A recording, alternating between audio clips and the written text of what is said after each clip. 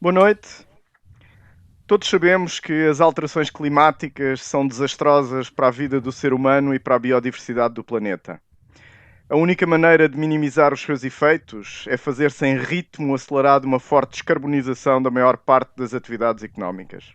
Isso não é uma opção. É imprescindível, é inevitável e tem que ser cada vez mais um desígnio de todos. É um caminho difícil que exige a quebra de muitas das bases económicas do mundo que se baseiam no petróleo e nos combustíveis fósseis. Mudar o paradigma energético é essencial e a mobilidade e os transportes são peças importantes dessa equação da descarbonização.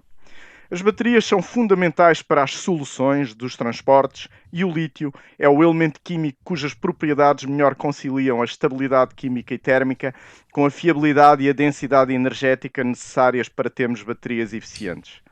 Para estarmos onde estamos hoje em termos da tecnologia das baterias de lítio, a investigação começou há mais de 50 anos.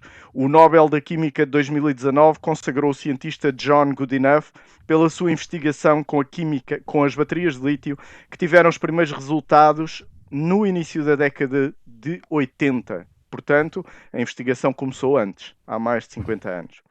Mesmo que hipoteticamente as baterias de lítio venham a ser substituídas por outra tecnologia ainda incerta, estamos a mais de uma ou duas décadas de tal poder ser uma realidade, pelo menos numa escala de substituição em grande volume. A verdade é que já usamos baterias de lítio há muitos anos, por todo o lado, nos nossos dispositivos eletrónicos, nos telefones e computadores, mas a transformação da mobilidade impõe necessidades muito maiores. A eletrificação dos transportes inclui carros, motas, bicicletas elétricas, navios, caminhões, talvez até pequenos aviões, e isso irá aumentar exponencialmente as necessidades de lítio durante os próximos anos. A extração de lítio não é, portanto, uma escolha, é uma necessidade. Sabemos que Portugal tem algumas possibilidades de estar nesta arena mundial, mesmo que numa escala mais pequena do que outras geografias. Portugal é, aliás, já hoje um produtor de lítio e desde há muitas décadas, como certamente o nosso convidado irá explicar, embora sem finalidade energética. Estamos perante um momento de viragem que pode permitir uma linhagem económica inerente à extração e, quiçá, isso possa até atrair todo o ciclo do lítio, desde a extração à transformação, passando eventualmente até pela construção de baterias e, por que não, de automóveis elétricos, se existir uma visão estratégica. Sabemos que vamos perder muitos postos de trabalho devido ao fecho de refinarias, como recentemente anunciado pela Galp, e em breve das centrais de carvão, como a da EDP em Sines. E, portanto, seria bom compensar esse impacto social da descarbonização. Também sabemos que o impacto ambiental de uma mina, numa perspectiva dos locais onde existam explorações mineiras, é significativo e várias pessoas e organizações têm-se oposto a tais explorações. Será então a exploração de lítio o caminho certo? E como se deve posicionar Portugal? Temos connosco o Daniel Oliveira, um geólogo e investigador em recursos minerais, é o coordenador da Unidade de Recursos Minerais e Geofísica do Laboratório Nacional de Energia e Geologia e é perito em matérias-primas críticas em contexto europeu, sendo ainda o chair do Mineral Resources Expert Group dos Eurogeosurveys. Olá, Daniel. Como é que é? O lítio e a transição energética são a opção que se impõe? Olá, muito boa noite. Em primeiro lugar, antes de responder a essa pergunta, ou de tentar responder a essa pergunta, queria-vos agradecer, em primeiro lugar, o convite que me fizeram e ainda bem que me fizeram porque relembraram o Cogito, um programa que eu já tinha visto, mas depois esqueci-me dele, ou não me esqueci completamente, mas estava guardado alguns numa gaveta e que agora fez-me rever novamente os episódios anteriores, alguns deles bastante interessantes. Portanto, o que eu posso dizer sobre essa matéria é o seguinte, é que, de facto, nós temos uma pergunta bastante complexa para responder. E o que eu queria fazer antes de responder a essa pergunta, e especificamente ao desafio que me fizeram, era fazer uma curta apresentação de 7, 8 minutos, só para enquadrar o tema da transição energética. E a partir daí, então entrávamos em diálogo e discutíamos o que for do interesse nesta temática para as pessoas que estão a ver e algumas perguntas que vocês tenham. Portanto, eu vou, em primeiro lugar, partilhar o meu ecrã que é para vocês poderem ver a apresentação. Eu espero que neste momento a apresentação já esteja visível, portanto, a pergunta que me fizeram é de facto esta: a exploração de lítio e a transição energética, é este o caminho certo?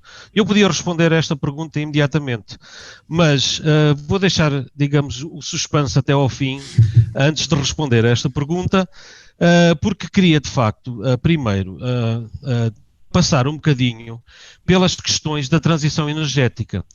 Porque as pessoas, quando pensam em transição energética, pensam imediatamente nos carros elétricos. Mas não pensam que temos, em primeiro lugar, perceber exatamente o que é a transição energética e o que é preciso mudar para a efetuar. Portanto, a transição energética não é nada mais do que a transformação do setor energético, como disse o João Cruz há bocadinho, global, de uma base assente na queima de carbono de combustíveis fósseis e para a emissão de zero carbono até meados deste século. É isso que nós chamamos a transição energética. Portanto, a transição energética é importante porque, como também já foi dito, para mitigar ou, essencialmente, parar as alterações climáticas. E, neste sentido, o que é preciso fazer para a transição energética? Há 3 fatores que são importantes para a transição energética. A primeira é a converter as nossas habitações, locais de trabalho, escolas, fábricas, etc., para serem eficazes em termos energéticos. Isto é uma coisa que ninguém fala neste aspecto. Portanto, quando a eficácia energética são os carros, são as energias verdes. E, portanto, numa estratégia de mitigação de alteração climática, a eficiência energética pode contribuir até 44% da redução de emissões de CO2 até 2050. Portanto, só nesta parte da eficiência energética dos edifícios. Se acelerarmos a taxa normal de substituição de edifícios mais eficientes em termos de energia, que neste momento pode até estar inferior a 1%, mas se aumentarmos de 1% para 2%, quer dizer que em 2050 vamos poder ter mais 550 milhões de veículos elétricos nas nossas estradas. Teremos que também integrar outra coisa que teremos que, em segundo plano, é integrar as energias renováveis, portanto, as tais energias verdes, com a eficiência energética. E isto é uma coisa que toda a gente já está habituada. Porquê? Porque já se fala em painéis fotovoltaicos, fala-se em aerogeradores, e esses dispositivos vêem-se no dia a dia, conforme nós andamos no meio da cidade. E, portanto, é necessário também integrar esses sistemas de aquecimento e arrefecimento, o transporte, a água e a indústria, com os setores produtores de energia. E os estudos recentes apontam para uma redução até de 90% de CO2 se fizermos isso. E depois, em terceiro lugar, o fundamental é termos todos que trabalhar juntos para objetivos comuns. Agora, do meu ponto de vista, e eu sou a pessoa que se calhar sou mais crítica porque de vez em quando, ou quase todas as semanas, tenho assuntos a resolver com estes 3 pontos, é que o mais fácil de implementar e de facto de efetuar é o ponto número 2, que é integrar as energias renováveis com a transição energética, que é os tais painéis fotovoltaicos e os aerogeradores que nós estamos tão habituados, não é? Mais difícil de concretizar, e por isso é que eu pus aqui este semáforo, mais difícil de concretizar é converter os nossos edifícios em edifícios eficazes em termos energéticos. Eu posso-vos, aliás, todos nós sabemos que qualquer apartamento que nós compremos hoje em dia, a não ser que custe talvez para cima dos milhões, entra frio pelas janelas, não há aquecimento no chão, o aquecimento é ineficaz, etc, etc. E, portanto, isto é uma coisa que vai ter que haver uma conversão também nas mentes dos construtores, na mente das câmaras municipais, nas obrigações que vão ter que ser impostas para que os edifícios sejam, de facto, eficientemente energéticos. E o mais difícil de todos, para mim, é, de facto, o número 3, que é toda a gente trabalhar junto para objetivos comuns. Todos sabemos, por exemplo, na administração de Trump, que está felizmente a 6 dias de acabar, para mim, que ele... Desadministração. Exatamente, que ele agora decidiu que os Estados Unidos iam abandonar o Acordo de Paris. E, portanto, em 2017, abandonaram o Acordo de Paris. Portanto, aí, logo, uma entropia causada por causa de um louco, como eu lhe chamo, que decidiu que, afinal, as alterações climáticas talvez não existam, não é preciso fazer nada disto e pronto. E o resultado está à vista, não é? Depois, o que eu vos queria falar também é do European Green Deal. O European Green Deal, toda a gente se recorda, pelo menos as pessoas que estão mais ligadas à Europa, recordam-se, e quando eu digo Europa, eu estou a falar em Bruxelas, não estou a falar na Europa no sentido de nós todos pertencermos à Europa.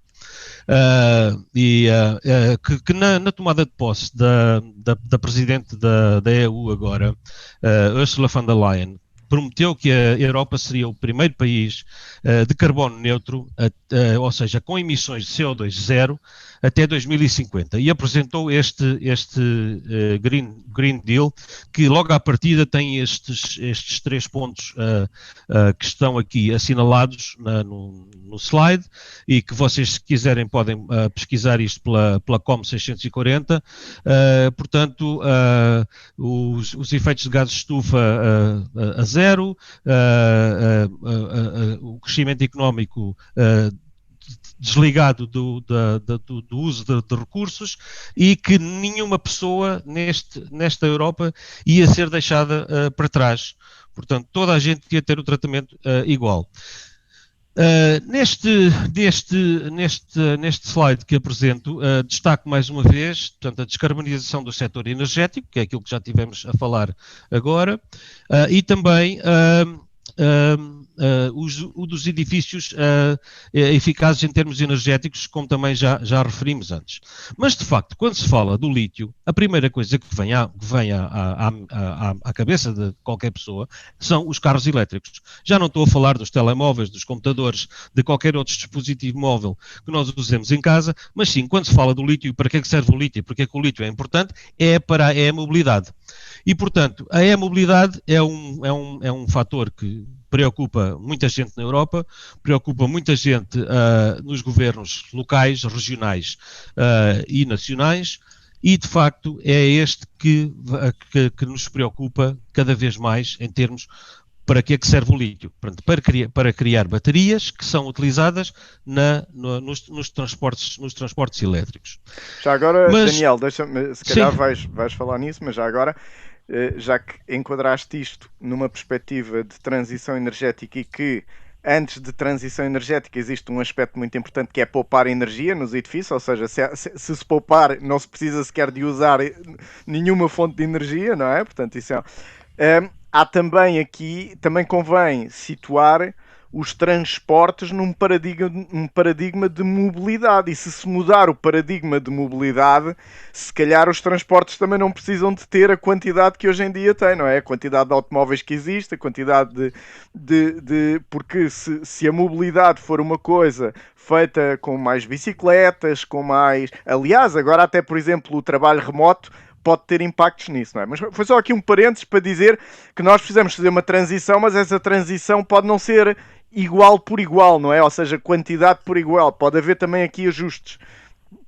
Exato, João, ainda bem que me interrompeste, porque de facto uma das coisas que se viu em maio e junho, devido à pandemia e ao confinamento geral das pessoas, foi que de facto que tinha havido uma redução drástica nos gases com efeito de estufa, e isso foi noticiado por todo o mundo. Portanto, isso é paradigmático daquilo que nós estamos agora a falar, que é as pessoas não saem de casa, não se metem no seu carrinho, e de facto isso tem que mudar. Portanto, não é cada um meter-se no seu carrinho e ir um carro com 5 lugares com uma pessoa só para um ponto A ou um ponto B, e depois voltar à noite com a mesma uma única pessoa dentro do carro, não é? Portanto, isso aí de facto tem que mudar, e isto aqui é uma questão de mentalidade, e para isso não é preciso lítio, não é? Pois, e para isto de facto não é preciso lítio. Portanto, Mas voltando ao lítio, portanto, o que eu queria referir a seguir, portanto, quando falamos de um veículo elétrico, portanto, o veículo elétrico tem de facto um motor elétrico. Aliás, eu tenho um carro híbrido, portanto, sei muito bem que tenho baterias dentro do carro também que fazem acionar o motor elétrico quando é preciso. E, portanto, os componentes que são utilizados no fabrico de um carro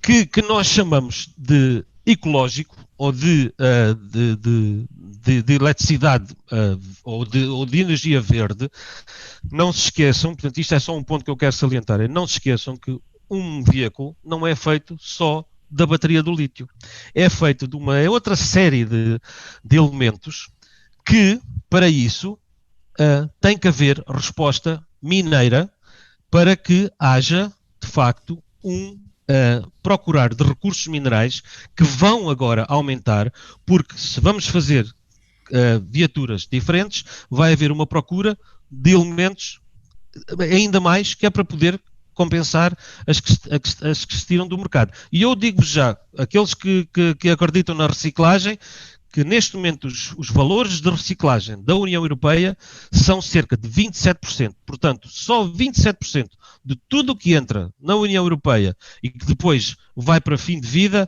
só 27% desses artigos, desses dispositivos, desses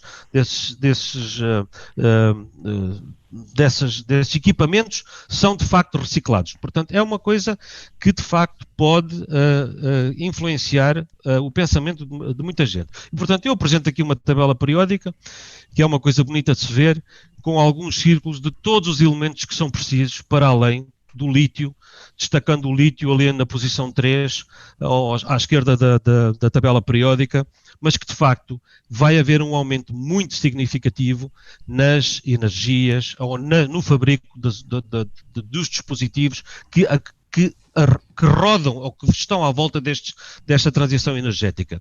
E eu queria também dizer que não se esqueçam que, embora as energias podem ser consideradas verdes ou renováveis, que os dispositivos que esses armazenam e que esses transportam não são verdes nem renováveis. Portanto, é preciso outros recursos minerais para poder transferir, transportar, recolocar esta energia. Mas pronto, além disso, todos sabemos que a indústria automóvel é um dos setores que, de facto, por causa das baterias do lítio, está em constante revolução. Isto é uma imagem de 2018, onde estão aqui, digamos, a estratégia de várias marcas de automóveis para o fabrico de carros elétricos, e, por exemplo, a Noruega já disse que prevê não vender veículos a combustão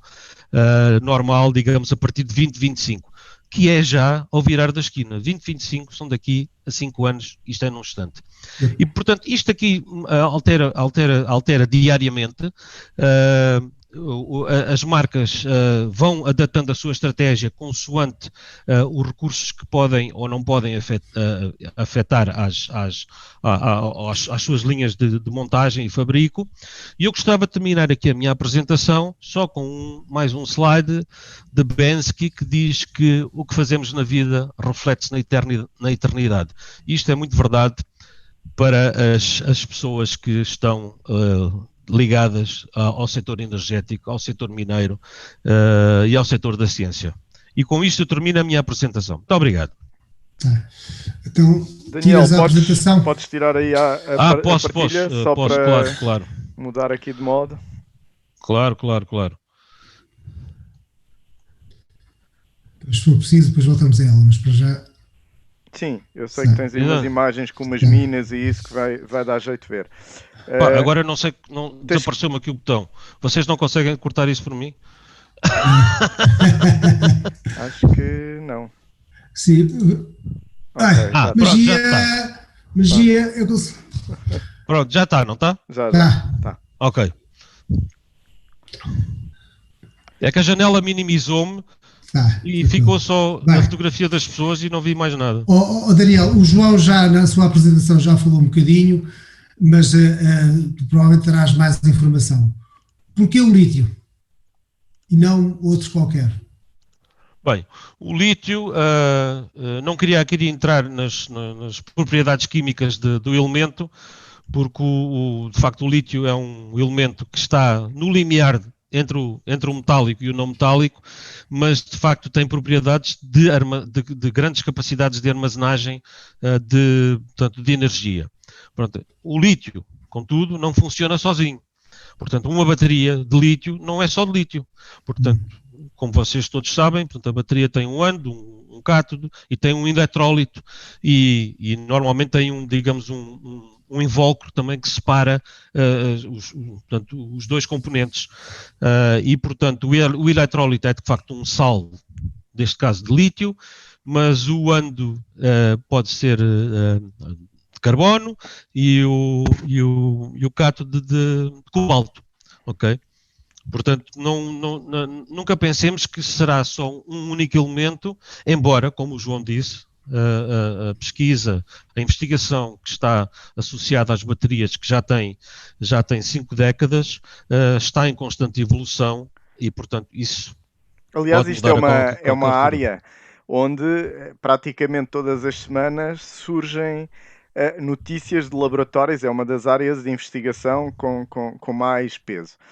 E normalmente, como é uma área em que toda a gente está à procura do santo grau, as notícias são quase sempre tipo como se houvesse uma revolução, só que depois vai-se ver a dificuldade de passar de um contexto de laboratório para um contexto de utilização industrial e isso tudo, aí é que muitas vezes está o segredo e por isso é que depois as coisas que existem em laboratório às vezes só décadas depois é que se conseguem utilizar e por isso é que eu dizia naquela introdução que hoje em dia fala-se muito em, por exemplo, no sódio como uma alternativa ao lítio, sendo que se a gente olhar para a tabela periódica o sódio está logo por baixo, mas logo à partida ao estar por baixo a gente vê que pode ter propriedades mais ou menos equivalentes, mas é mais pesado, por exemplo, Pois. e tem uma instabilidade maior eventualmente.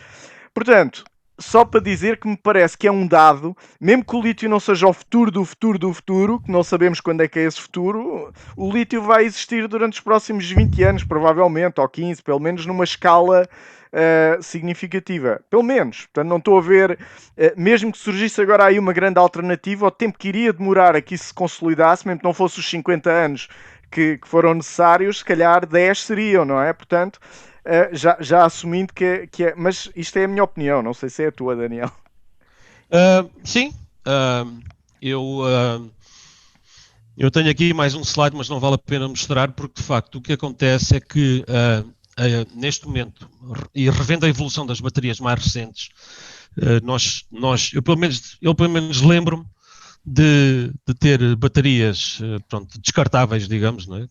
Usa-se, deita-se fora, ou então punha-se ao sol, porque aquilo ainda dava mais um bocadinho depois com o aquecimento do solar, mas de facto as níquel passaram à história, quase, não é? Já há muito pouca coisa que tem isso. Depois temos de facto as de lítio, íons de lítio, que são agora digamos as que estão na berra, mas também existem baterias de estado sólido, não é? De sódio, como falaste agora, e também de sílica, de carbono, grafeno e as baterias sem cobalto. Portanto, a Toshiba já tem baterias que não têm cobalto. E porquê? Porque a Toshiba é o fabricante principal da Tesla, portanto as baterias da Toshiba são as que alimentam portanto, os carros do Elon Musk e portanto quanto menos cobalto houver, porque A Toshiba ou a Panasonic? Que eu saiba também é Toshiba. Também a Toshiba eu sei que tem, mas eu acho que quem alimenta a Tesla essencialmente é a Panasonic, por isso é que eu estava a dizer. Mas pronto, não foi só Okay. aqui um. Mas... portanto, as companhias de veículos elétricos há muito que estão cientes das limitações das baterias de íons de lítio. Portanto, todos nós sabemos que uma bateria de íon de lítio agora já temos autonomias em viaturas que vão sei lá, 600 km, não é? Mas os iniciais, os Renault Zoes e essas coisas todas, 200, 300 km. Depois temos os de carregamento rápido, mas com o carregamento rápido as baterias também são mais rapidamente degradadas, etc, etc. Portanto, as companhias, não, de facto, precisam agora de uma fonte energética que ultrapasse aquela parede, digamos, que é o lítio. E, portanto, isso é uma das coisas que com certeza está no laboratório, sem dúvida nenhuma, que com certeza neste momento já existe uma alternativa bastante viável, só que nós não a sabemos, não é? Porque o segredo vale milhões. Ok, olha, eu tenho aqui uma pergunta de um tal Fernando Fortes, conheces? Por acaso acho que já ouvi algo. Que é a propósito, ele diz assim: em que ambientes geológicos ou partes do país aparece o lítio? E como? E em que materiais? Portanto, ou seja, precisamos do lítio, onde é que ele está e como é que vamos lá buscá-lo? Ok, então deixem-me partilhar novamente o ecrã, que é para vos mostrar onde é que isso está. Ok, força. Deixem-me só pôr isto em modo de apresentação para ficar maior. Uhum. Pronto, já conseguem ver? Já. Portanto, o lítio, as áreas com potenciais de lítio são as que estão assinaladas no mapa geológico à esquerda. Portanto, são 9 áreas no total. A maior delas é a da Guarda. Portanto, aí depois temos as áreas da Serra d'Arga, no Barroso Alvão, que é a zona quente do país, ou pelo menos que tem sido a zona quente do país em relação aos protestos. Seixoso Vieiro, Almendra, Barca d'Alva, Massoeime e depois... São tudo zonas pobres do país, né? Tendo ali o Minho. Sim, são zonas... Onde há pouca riqueza. Eu tenho que explicar aqui que em termos geológicos, portanto, que é a pergunta que o Fernando faz, é exatamente porque o lítio está associado aos granitos, portanto está associado a uma rocha que nós chamamos pegmatitos, mas já lá vou chegar. Que é o quartzo feldspatimica, não é? Que eu aprendi isso no secundário, que era o granito é quartzo feldspatimica. Exatamente. E, portanto, os principais minerais de lítio que ocorrem em Portugal são a petalita, a lepidolite, a spodumena e a amblygonite.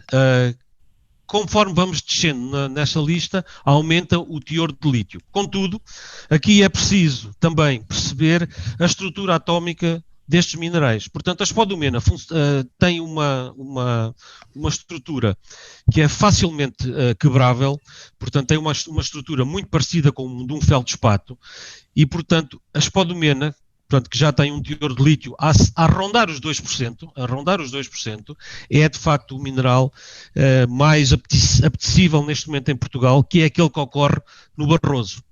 Ok? E, portanto, ele ocorre com estes minerais, e também existe um outro que é a zinualdite, que não temos tanto em Portugal, mas temos algum, mas que, por exemplo, a República Checa tem um projeto muito grande agora a desenvolver em zinualdite. E, portanto, o pegmatito é de facto uma rocha em termos morfológicos de forma filoniana, com cristais maiores de 2,5 cm, conforme vemos na imagem que está a projetar agora. E que ao microscópio tem esta aparência, portanto, os cristais compridos em retangulares são a spodumena e o feldspato, os escuros, o quartzo, e depois é esta mistura que depois é desagregada para nos dar origem portanto, ao concentrado de quartzo de feldspato e depois de outros minerais também. Eu queria só focar aqui os outros minerais porque é importante, porque os pegmatitos são uma espécie de de panela geológica onde entra para lá muita coisa.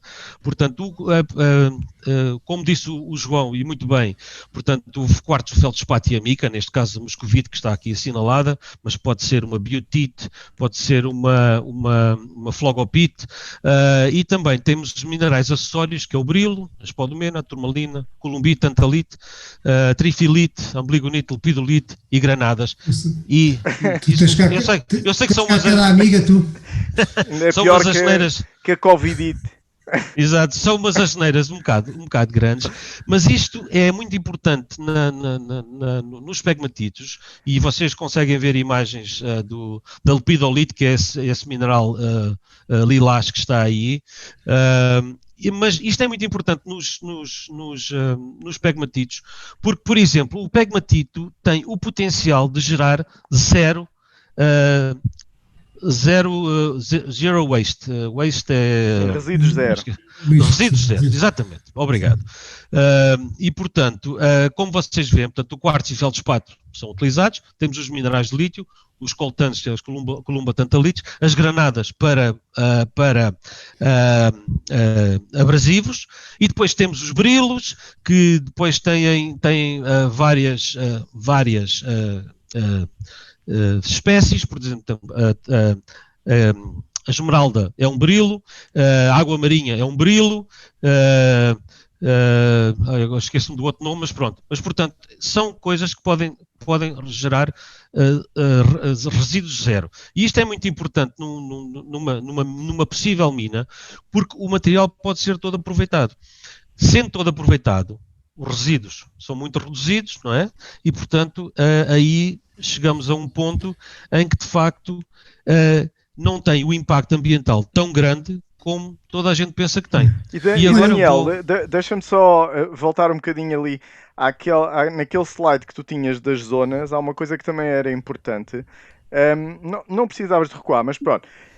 Neste slide, isto são zonas onde pode haver lítio, mas já hoje em dia há explorações nestes sítios, não é? Ou em quase todos eles. Pode não haver em todos, mas em alguns, não é? Eu vou-vos explicar como é que são delineadas estas zonas. Portanto, nesta zona já são conhecidos campos pegmatíticos que têm lítio. Ok? Portanto, o que é que se faz?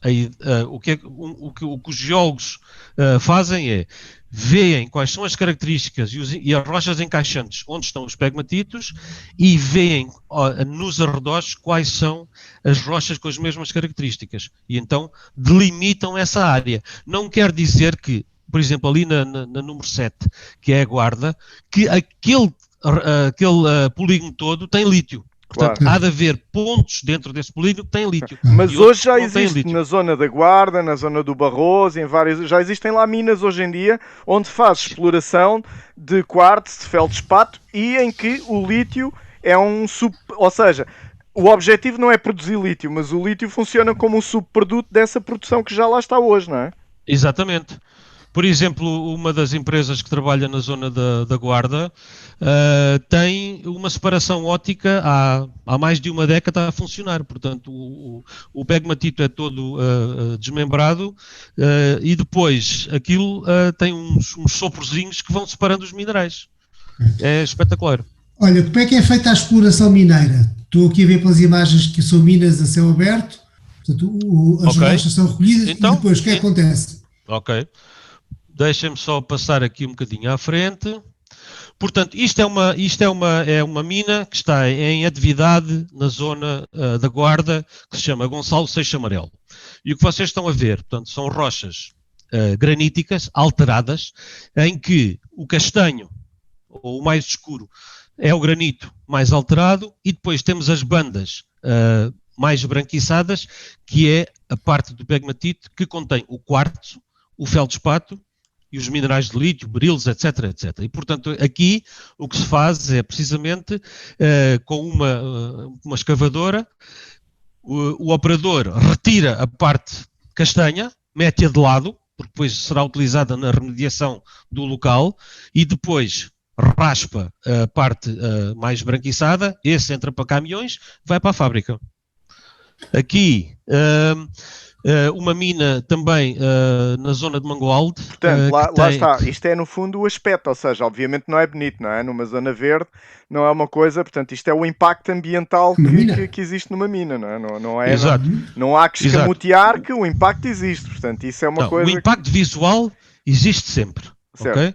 O problema é que as pessoas não estão só preocupadas com o impacto visual, Claro, estão também preocupadas se com fala os muito impactos também na todos. contaminação de níveis freáticos e coisas desse género, não é? Exato, exato. Mas o que eu queria mostrar nestas imagens é que, de facto, dado a morfologia filoniana do corpo pegmatítico, e o corpo Filoniana pegmatítico, é os filões, filoniano é um é o veio, veio é dos um veio, é os filões, no fundo. é um filão, Aquilo que tu exato. mostraste Portanto, naquela fotografia tinha a gente aquele Z do Zorro que estava ali atrás. exatamente. Ok. Portanto, como nós no Norte temos, de facto, uma tectónica bastante acentuada, as rochas podem estar dobradas. Imaginem vocês que têm uma linha reta, portanto, ou uma folha de papel que está esticada. Portanto, ela esticada tem um impacto visual, digamos, mínimo, porque é só uma linha muito fina. Mas quando a comprimem, ela faz uns S, e aí já têm, digamos, uma área maior. Não é? E o que acontece aqui nesta mina é, de facto, um pegmatito que começa na imagem principal no canto inferior esquerdo, que sobe o cume até lá, até onde se vê aquelas árvores, e aí é retirado portanto, o minério e é posto em caminhões e levado. Mas como vocês veem, portanto, aqui é só a parte da extração. O que causa mais impacto visual é, de facto, quando depois existem infraestruturas de apoio para, por exemplo, armazenagem, para oficinas,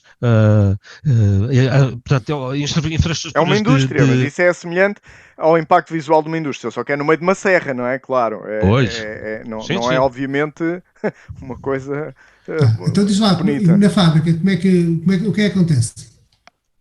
Na fábrica, portanto, Sim. o minério é metido ai, como é que se chama?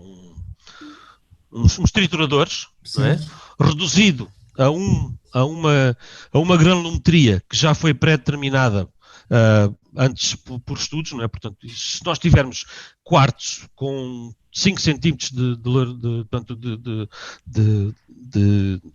diâmetro, não vamos estar a moer aquilo a 2 milímetros. Porque Claro. isso aí requer mais energia e não serve para nada. Portanto, o quarto é grande, utilizamos uma moagem mais grosseira. Se o quarto for mais fino, se for preciso libertar minerais que são muito mais pequeninos, então a moagem tem que ser cada vez mais fina, não é?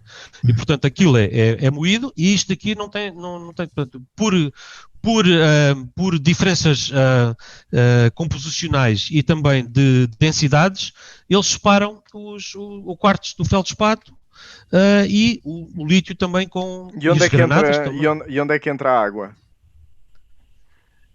Em tanques. Eles têm uns tanques.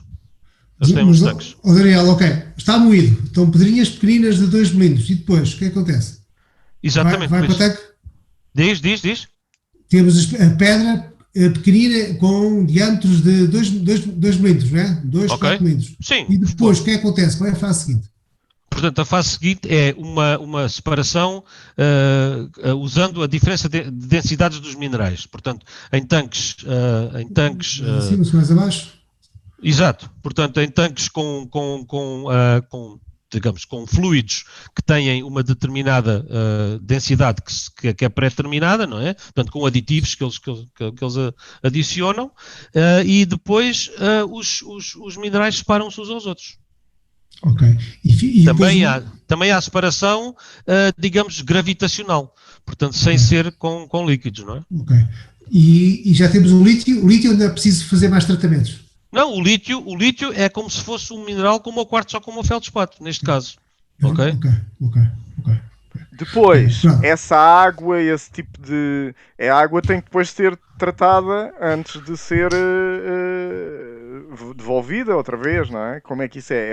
Normalmente, tipo hoje uma... em dia, as operações que eu conheço, a água é toda reutilizada. toda reutilizada. Ok, pronto. Não, há muito pouco desperdício de água a ir para, digamos, para o esgoto. E entre aspas. já agora, Daniel, só para dizer uma coisa, esta exploração que está aqui e outras já existem e estão no terreno a produzir aquilo para o qual elas foram concessionadas, Exatamente. não é? Exatamente. Com que objetivo? Não sendo o objetivo de energia, que objetivo é que hoje em dia existe? Ok, para isso deixem-me passar a mais um slide. Portanto, o panorama em Portugal é, como disseste logo de início, que pode haver uma utilização do lítio para um fim menos nobre, que eu considero menos nobre, do que para um lítio metálico, que é de facto utilizado para depois produzir baterias. Portanto, em Portugal, o lítio é utilizado, como eu exemplifico nesta imagem, portanto, um lavatório, portanto, para a indústria cerâmica, e eu não conheço ainda nada que tenha sido feito para produzir lítio metálico. Aliás, antes de produzir lítio metálico, é preciso converter em carbonato de lítio. Certo. E o carbonato de lítio é um processo que requer muita energia mesmo. Portanto, é bastante caro nesse aspecto. E depois de produzir o carbonato de lítio, é que então se pode pensar em produzir lítio metálico. Mas isso já é uma instalação industrial. Isso já é uma instalação a montante industrial disto, não é? Ou seja, Exato. que já entra naquilo que eu dizia de ter de se poder eventualmente vir a desenvolver a cadeia toda, não é? Ou pelo menos mais um passo da cadeia. Mas não é isso que está em causa nesta fase destas concessões, ou é? Não. Portanto, é muito raro as minas em Portugal terem de facto uma unidade de transformação do minério em si. Portanto, o que nós fazemos em Portugal, e para mim é um dos erros clássicos da pequenez do português, é de facto não ir para além e adicionar mais valias a um produto que as podia ter. Portanto, é produzido um concentrado de lítio, esse concentrado, em princípio, como falaste também na refinaria da Galp, que, como vocês sabem, há 3 dias a Galp assinou um contrato para a compra de 10% da Savannah Resources, que é uma das empresas que está no Barroso, que diz que vai produzir X mil toneladas de concentrado de lítio, para depois ser transformado nessa tal refinaria de Matosinhos, ou lá como é que aquilo se chama. E, portanto, aí é que... Ok, já estou a perceber. Porque é que a Galp entra só com 10% no negócio mineiro? Exato, a Galp comprou 10%, pelo menos foi isso que foi noticiado nos jornais. Esses 10% dizem eles que é para diversificar o seu portfólio energético. Portanto, não querem só combustíveis fósseis, querem também, pronto, agora esta parte da energia verde, digamos. Mas eles querem, isso de alguma maneira de Matosinhos foi é aquela que foi fechada ou vai ser fechada. Portanto, eles querem fazer lá uma unidade de transformação de lítio metálico, é isso? Isso. Há esse plano. Portanto, o carbonato de lítio querem produzi-lo lá, é isso no fundo. Chegar até ao carbonato de lítio. É isso mesmo. Portanto, se vai ser uma realidade ou não, logo veremos. Okay. Mas se eles entraram no capital, isso é um bom indício, provavelmente. Pois, não foi só um anúncio de terem uma intenção qualquer de diversificar o negócio, não, entraram no capital, não é? Já agora queria perceber uma coisa, Daniel. Atualmente, as minas que existem, eu li há uns tempos atrás que havia 39 pedidos para novas concessões de exploração de lítio. Isso 39 é uma coisa que é porque das 39 esperam que se aprove 5 ou se esperam que se aprove 10 o que é que isso em termos da viabilidade verdadeira conhecida como geólogo, como é que tu avaliavas isso? Portanto, eu vou-vos só explicar como é que funcionam esses pedidos de concessão de prospecção e pesquisa para seja lá o que for. Portanto, pode ser lítio, pode ser ouro, pode ser metais base, etc. O que acontece é que as empresas são obrigadas a escolher uma área bastante grande. Ok? Bastante grande. Quando eu digo bastante grande, vamos imaginar que são 50 km quadrados. E normalmente os contratos são feitos, se ainda não mudaram, é 3 mais 1 mais 1. Ou 3 mais 2, portanto 3 anos iniciais que são para avaliação, depois com a possibilidade de extensão de mais um ano, e depois mais um ano, ou então logo mais 2. A seguir a esse período de 5 anos, há a possibilidade de facto, se o recurso assim o ditar, de poder pedir então ou fazer um pedido de concessão experimental. E a concessão experimental já permite que as empresas mineiras extraiam minério em maiores quantidades e que sejam, digamos, uma pré-mina. Não é uma mina a funcionar em seu pleno, mas que já dá para fazer isso. E só depois disso é que então se avança para uma concessão mineira no verdadeiro sentido da palavra, como temos em Aljustrel, ou em Neves Corvo, ou na Panasqueira, ok?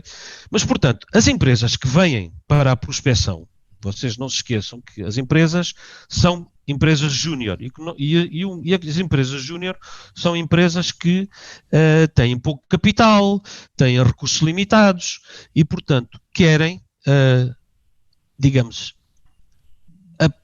aliciar o mercado da Bolsa com resultados positivos. Portanto, pedem uma área bastante grande, porque ao fim de 3 anos são obrigados a reduzir 50%. E depois, conforme avança, tem que reduzir cada vez mais 50%. Portanto, os pedidos são de áreas muito grandes, mas eles já sabem onde está o alvo. Às vezes há surpresas, há alvos que não estavam bem definidos e que depois que são descobertos. Mas, portanto, esse é o jogo das empresas. Agora, haver 39 pedidos, não há nada mais que também tem que referir aqui que, consoante a área, consoante maior a área, há uma taxa que o governo exige por metro quadrado ou por quilómetro quadrado.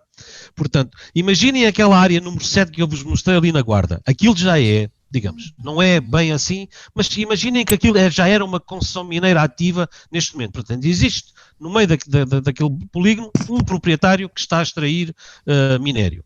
E, portanto, as empresas que vêm agora vão pedir áreas à volta. Porque sabem que existe o potencial ali e pode haver à volta. Se alguém que já está a extrair, à volta é provável que exista também, não é? Exato, mas portanto não vão pedir um polígono ou um quadrado que engloba a área toda, porque aí sai muito caro. Portanto, selecionam polígonos mais pequenos à volta destas áreas mais potenciais. E esses 39 pedidos que surgiram são nesse sentido. Portanto, há empresas que estrategicamente estão, digamos, a cheirar o minério dos outros para poderem estar perto dele. Mas não significa que, de facto, nessas áreas vai alguma vez haver uma mina de lítio ou uma mina de seja lá o que for. Agora, o importante para os geólogos e para os investigadores em recursos minerais é que, de facto, quando há esses pedidos e quando há trabalhos no campo, é mais um passo a conhecer mais um cantinho do subsolo português. E isso é muito importante. E Daniel, uma mina deste tipo, esperar-se-ia que dure depois a exploração quantos anos? É assim, isso aí depende dos recursos que a mina tiver, ok? Por exemplo, na parte da Luz aos Recursos, que é outra empresa que está no norte, digamos, a disputar o lítio com a Savana, eles já têm um plano de mineração subterrânea. Porquê? Para já causa um menor impacto visual, porque é subterrâneo, os trabalhos não se veem à superfície, embora haja sempre algum impacto.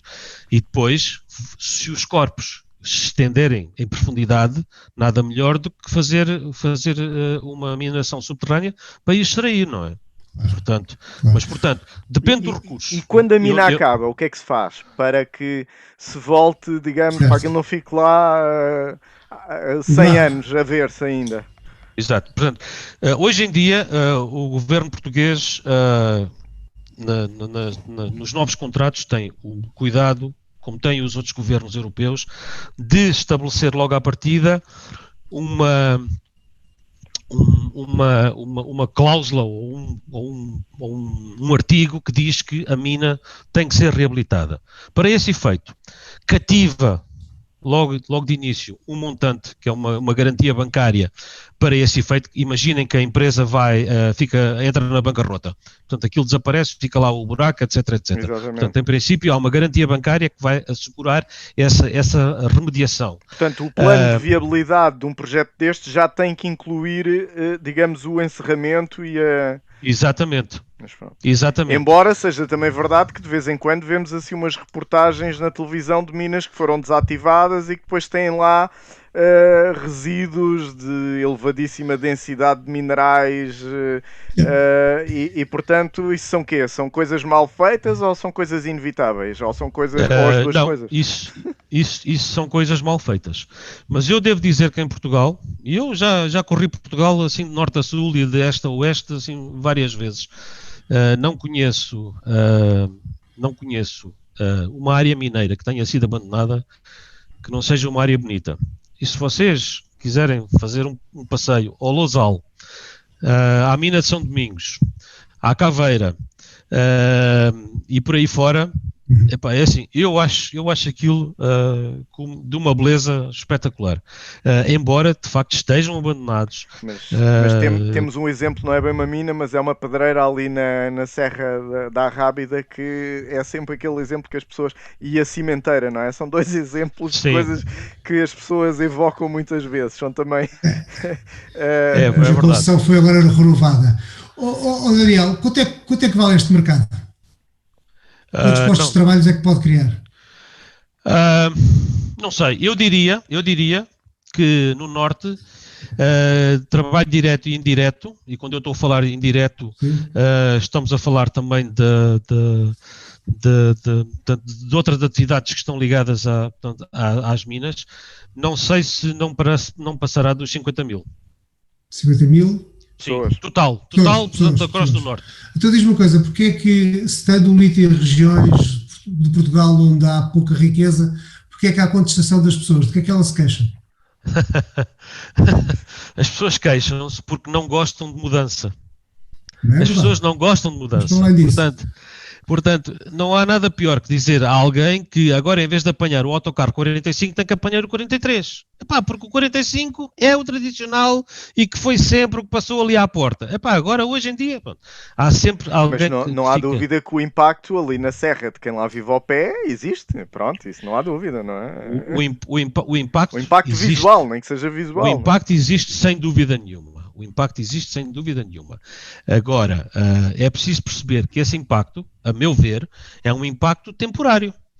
Porque o impacto, imaginemos que a mina tem uma vida de 10 anos. Imaginemos. Sim. Portanto, durante 10 anos, a riqueza que a mina gera também se traduz em riqueza local. Claro. Ok? Portanto, mas que em jantares e almoços ou há Não. Eu peço-vos que, em famílias, que passeiem por Aljustrel. Aljustrel é uma vila mineira que eu lembro-me de quando as Espíritos Alentejanas encerraram as suas operações em Aljustrel. Aljustrel estava deserto, não é tipo confinamento Covid, portanto não havia ninguém nas ruas, saiu toda a gente. Hoje em dia temos um Presidente da Câmara, que é o Nelson Brito, que de facto reconhece que as minas são mais-valias. O que é que ele fez, e muito bem, portanto, no meu entender, foi aliar portanto, a área mineira à área do turismo associado à vila. Portanto, galerias para visita, antigos trabalhos mineiros, e a mina continua a laborar. Sim, continua a laborar. Depois, a questão é, nas atuais explorações mineiras que estão em funcionamento, há contestação de alguma população. E, portanto, a questão é, ali deve haver, do ponto de vista delas, é negativo. Ou estamos a ver mal o caso? Não, eu não tenho dúvida nenhuma que o impacto pode ser considerado negativo numa primeira fase. Mas esse impacto é temporário. A meu ver, esse é temporário. Portanto, aquilo não vai ficar tudo escavacado e cheio de buracos, etc. Eu dou-vos um exemplo que está em Espanha, mesmo aqui à nossa porta, que é entre Toledo e Madrid, existe uma área gigante para Schmectite. Schmectite não é nada mais do que a areia dos gatos. Ok? Portanto, aquilo que vocês compram sim. para os gatos, aquela areiazinha, é esmectite. Sim. Portanto, é um mineral argiloso que expande, etc, etc. E o que é que eles fazem? Eles têm terrenos brutais, portanto, o terreno é quase plano ali, mas eles dividem aquilo portanto, em lotes e vão e retiram a camada inicial, portanto, superficial do solo, retiram 2 ou 3 metros da esmectite, das camadas argilosas, e voltam a tapar. E o que é que eles fazem? Eles alugam os terrenos dos proprietários que ali à volta vivem. E os proprietários, ao fim de 1 ano ou 2, têm o terreno de volta para poder plantar. E as coisas funcionam perfeitamente bem. Portanto, o impacto é de facto... Fica mais baixo depois os terrenos, é isso? Não fica. Aquilo é Então, assim. Eles têm duas bom. opções. Eles pedem ao proprietário, querem que nós, portanto, eles antes de tirar, têm uma equipe de topógrafos que faz o levantamento do terreno todo, não é? E perguntam depois ao proprietário no fim: queres que nós portanto, recondicionamos este terreno exatamente como estava, ou queres que deixemos isto um bocadinho mais plano? E normalmente a resposta é um bocadinho mais plano, que é para eles depois poderem andar lá com os tratores e andarem à vontade, não é? Olha, Mas Daniel, funciona lindamente. temos aqui uma questão e uma indignação da Maria João Aguiar, que diz que faz a pergunta: como não tem impacto ambiental, a exploração do lítio na nossa Serra do Jerez irá deixar um grande impacto. Vamos imaginar que há uma mina numa zona de uma beleza extraordinária, isso tudo, mas a escala daquilo que estamos a falar no todo, por exemplo, numa Serra do Jerez, é o quê? É quantos por cento é que uma mina afeta, não é? Não estamos a estragar a Serra do Jerez, não é? Não estamos a estragar. Aliás, isto não é bem na Serra do Jerez. Ali o Barroso é assim no limite. Já não é bem a Serra do Jerez aquilo, mas. Exato. É a Serra do Barroso. Do Barroso, exatamente. Pronto, eu não sei, digamos, quantificar a percentagem da área que será afetada por uma possível exploração de lítio nessa zona. Contudo, o que eu digo é que tenho toda a certeza e a confiança que qualquer contrato que seja celebrado entre uma empresa privada e o Estado português para a exploração de lítio vai ter em consideração que isso volta a estar como estava ou ainda melhor. Disso não tenho dúvida nenhuma. Claro que o impacto temporário, mais uma vez, como eu digo, vai de facto acontecer. E as pessoas, claro, não querem de facto abrir a janela e ver, digamos, uma pluma de poeira a subir pelo céu acima. Eu percebo isso perfeitamente, não é? Mas é assim, querem todos regressar às cavernas e andar com 2 pedras a fazer faíscas para fazer um fogo, ou querem continuar a guiar os seus Mercedes, os seus Audis, os BMWs, etc, etc, e ter telemóveis, ter o computador, ter o LCD, a casa toda aquecida, etc. Portanto, isto é uma questão de prioridades, não é? Portanto, eu digo a toda a gente que é contra as minas, que é assim, quem me dera que eu tivesse o poder de chegar junto da Vodafone, da NOS e da Mel e dizer assim: hoje desliguem todas as torres de comunicações do país. Claro que isso é impossível de fazer, porque daí dependem montes de outras coisas que estão lá penduradas, não é? Mas só para as pessoas aperceberem-se o que é que vão fazer quando não tiverem o seu telemóvel para ver o que é que o IPMA diz sobre o tempo que vai dar amanhã. Sim, mas aqui a questão é saber se estamos a fazer exploração em zonas onde não há grande impacto ambiental ou estamos a fazer exploração em zonas de reserva ecológica nacional ou de passagens protegidas ou coisa assim. Eu não conheço os terrenos, por isso é que eu estou a fazer esta pergunta. Claro. Não há dúvida nenhuma que nós podemos ter os 2 mundos a funcionar em simultâneo em qualquer lado. Portanto, a Serra de Aricandeeiros, que é Natura 2000, a paisagem protegida, Parque Natural, etc, etc, quando andam lá no meio, o que é que há? Há lá centenas de pedreiras, que é um setor mineiro importante, é um setor económico muito importante. O ano passado, as exportações de rocha ornamental andaram a cerca da volta de 1,1% do PIB, já é um valor bastante importante. Tem peso. Portanto, diz? Rocha tem peso. A rocha tem peso. Tem peso, exatamente, tem peso.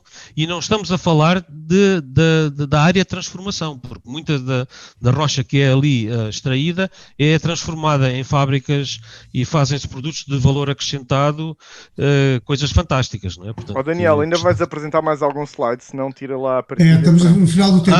Desculpa. Para fechar o minuto. Espera lá. Ok.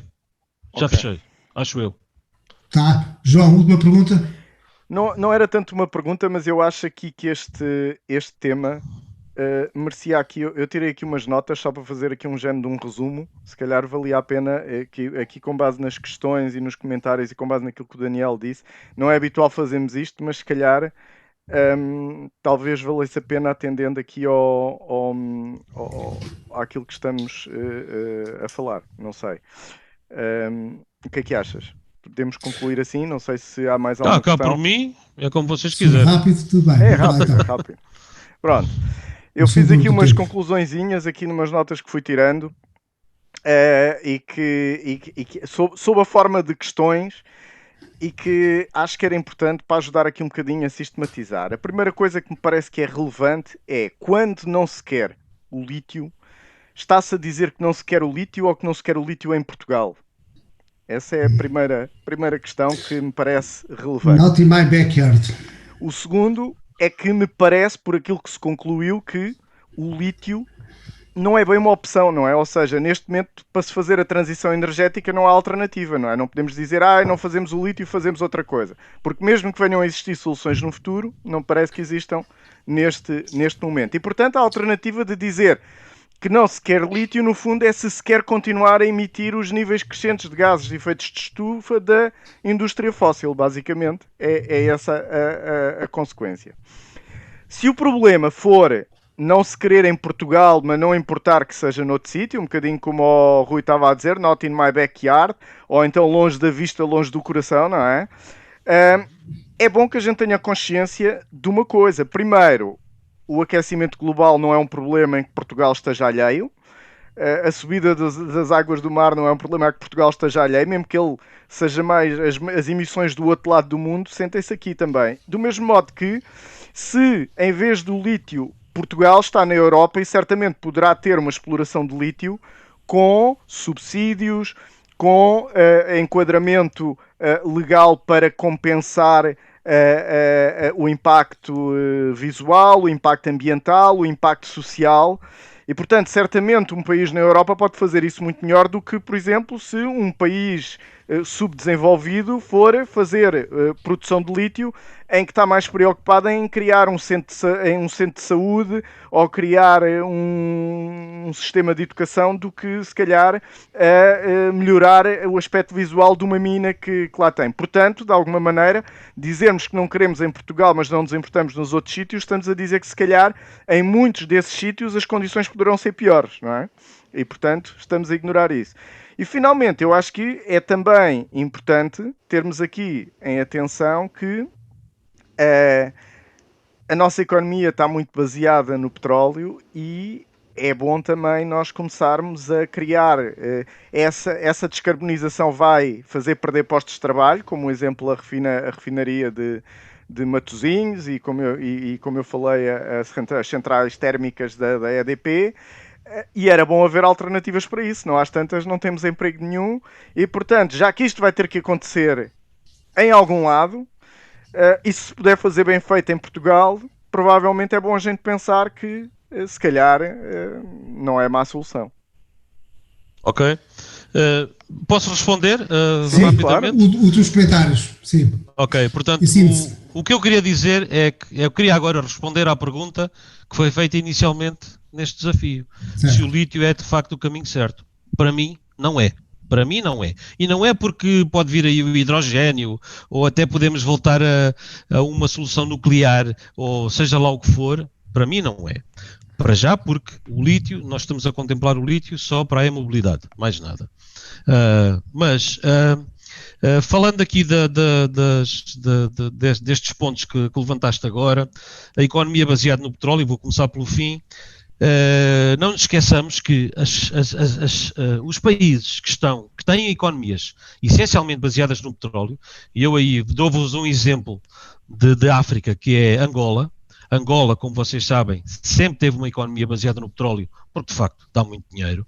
Não se esqueçam dos Emirados Árabes Unidos, que também têm uma economia baseada no petróleo. Estão neste momento a diversificar esse portfólio de recursos para serem menos dependentes no petróleo. Portanto, neste momento existe um projeto em Angola, no qual eu até estou envolvido, que está precisamente a ver o potencial em rochas ornamentais e noutros recursos minerais metálicos, precisamente para esses fins. Depois, esta questão da exploração do lítio com subsídios e subdesenvolvido. Eu pergunto, porquê é que Portugal há de ser subdesenvolvido se não tem que ser? Portanto, porquê é que nós queremos ficar pequeninos quando podemos ser maiores? E, portanto, isto é uma coisa que não entra na minha cabeça de maneira nenhuma. Porquê é que nós queremos continuar a ser o merceeiro da esquina quando podemos ser um supermercado gigante num lote 3 quarteirões abaixo? E, portanto, a questão dos subsídios, não nos esqueçamos que, por exemplo, o comissário Šefčovič disse, portanto, já não foi este ano, foi o ano passado, porque agora iniciamos o ano, que, de facto, o lítio português era muito importante para a transição energética. Portanto, a própria Europa, digamos, está a apostar, de certo modo, no lítio português. Aqui temos que recuar um bocadinho, que é assim, quem está de fora pode apostar naquilo que quiser, não é? Branco ou preto, ou encarnado, etc., no 2, no 3, no 10, no 20, mas isto não garante nada, porque depois é preciso um governo central, forte, que de facto defina políticas minerais, digamos, ou políticas económicas que sejam inabaláveis. Portanto, não é hoje em dia estarmos a falar do lítio, depois para a semana o amigo do ABC diz que, olha, afinal, o hidrogénio é que é bom, mas depois o outro diz assim, se a gente fosse jogar aos berlindes ainda melhor. E, portanto, andamos aqui nestas coisas em que não há uma estratégia a longo prazo, há uma estratégia que é muito, muito curta e que não serve para nada. Aliás, isso é sistemático de quase tudo em Portugal. Depois a parte do NIMBY, isso vai sempre acontecer. Portanto, agora já não há só NIMBYs, há bananas também, etc. Há uma série de acrónimos que estão ligados à empresa mineira. Sobre a opção do lítio, eu já respondi que, no meu ver, não é. E o lítio em Portugal vai mais uma vez depender do governo e da forma como aborda este tema. Se o governo continuar a não apostar, que é aquilo que eu vejo, nos serviços geológicos, numa forte investigação em recursos minerais, o lítio não vai para lado nenhum, porque não são as empresas mineiras que vão lá sozinhas. Portanto, eles precisam do know-how das pessoas que estão cá dentro. Porque antes de haver cá empresas, já havia. E isto aqui fui eu que sou coautor da publicação. Em 2011, já nós, Serviços Geológicos, tínhamos submetido 2 projetos para a investigação do lítio no Norte. E, inclusive, fizemos cá uma conferência em 2011, que tem um livro publicado, em que convidámos o setor das baterias e dos players mineiros da América do Sul e da Ibéria. E, portanto, há muito tempo que nós andamos já a falar no lítio.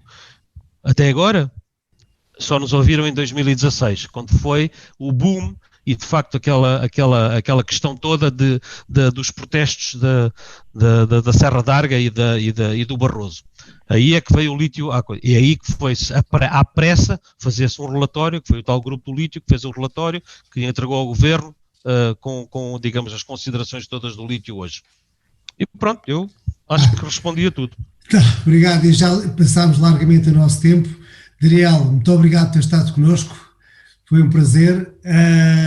Antes de irmos embora, quero dizer apenas que para a semana, na quarta-feira, vamos falar sobre um tema completamente diferente deste. Vamos ter aqui a Sofia Miguel, que é uma filósofa, a falar sobre o que é a consciência. Eu deduzo que os materiais não têm consciência. Daniel, confirmas? E na quinta-feira seguinte, vamos ter aqui o Ludwig Krippel, espero estar a dizer bem, a falar sobre um mundo cheio de tretas, quem quer cair nelas. Mais uma vez, a nossa grande guerra das redes sociais. Foi um prazer estar convosco, espero que esteja connosco da próxima vez. Muito obrigado, boa noite, façam o favor de serem felizes. Boa noite. Boa noite. Muito obrigado.